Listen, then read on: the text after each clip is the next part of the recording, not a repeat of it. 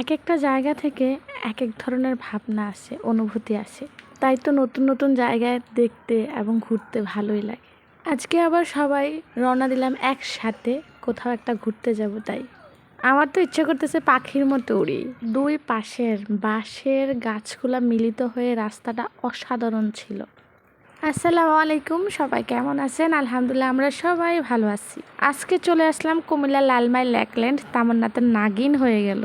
2017-তে যখন আমরা আসছিলাম তখন ভাগের মুখে হাত দিয়ে টিকিট নেওয়া হতো। এখন অবশ্য টিকিট কাউন্টারটা অন্যদিকে। যাই হোক, আমরা টিকিট নিয়ে চলে যাব পার্কের ভিতরে। আর একটা টিকিটে রাইড দেওয়া আছে, 3টা রাইড চড়তে পারবে বাচ্চারা। আমি ওই রকমভাবে 150 টাকা দিয়ে একটা টিকিট নিলাম। এখানে একটা বিষয় ভালো লাগছে, 5 বছরের নিচে যারা আছে তাদের থেকে টিকিট নেয় না। আর যারা এখানে সিঙ্গেল ছিল তাদের 80 টাকা করে টিকিট নিছে। আর আমার টিকিটটা ছিল 150 টাকা, কারণ আমার সাথে আমার সাইবা ছিল। আর যাদের সাথে বাচ্চা ছিল তাদের টিকিটটাই 150 টাকা করে নিছে, কারণ হচ্ছে তাদের বাচ্চারা রাইডে উঠবে এজন্যই। তবে একটা কথা কি, আপনাদের ইচ্ছে মতো নয়, যে কোনো একটা টিকিটে নিতে পারবেন। তবে আমার মনে হয় কি 150 টাকার টিকিটটাই ভালো হবে। ভিতরে কিন্তু রাইডগুলো চড়তে গেলে অনেকটাই দাম নেয়। যাই হোক, বাচ্চারা তো হাঁসের পিঠে করে ঘুরতেছে পানিতে, অনেক মজাই করতেছে। কি বলবো এটার নাম আমি জানি না, নৌকা না হাঁস। আপনারা এই কমেন্টে জানাই দিবেন। হাজার ব্যস্ততার মাঝখানেও বাচ্চাদেরকে একটু সময় দেওয়া, বাচ্চাদেরকে একটু নিত্য নতুন জায়গা দেখানো, ঘোরানো, ওদের মনটা না অনেকটাই ভালো থাকে, আনন্দে থাকে। এখানকার বিশেষত্ব হচ্ছে এখানকার কারুকাজটা আমার খুব ভালো লাগছে, খুবই ভালো লাগছে। আর নাগরদোলাটা তো কথাই ছিল না। সাইবা অনেকবারই বলছে নাগরদোলায় ওঠার কথা, তবে আমার ভয় লাগে তো, তার জন্য আমি আর উঠতে দিই নাই।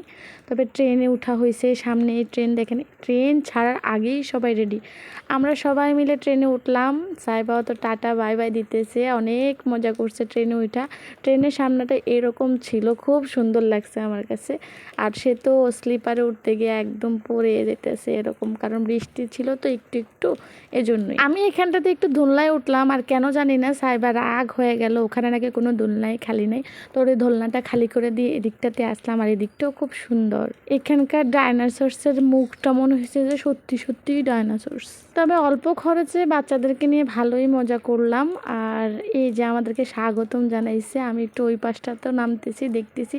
বাচ্চারা বলতেছে দোলনায় উঠবে না, ঘোড়ায় চড়বে, তার জন্য ঘোড়ায় চড়তেছে। কেমন লাগছে আমার এই ভিডিওটা অবশ্যই কমেন্টে জানাবেন। আর আমার এই পেজটাতে ভালো লাগা, ভালোবাসা সব কিছুই দিয়ে যাবেন। তো সবাই সুস্থ থাকবেন, ভালো থাকবেন, আমাদের জন্য দোয়া করবেন। আল্লাহ হাফেজ, আসসালামু আলাইকুম।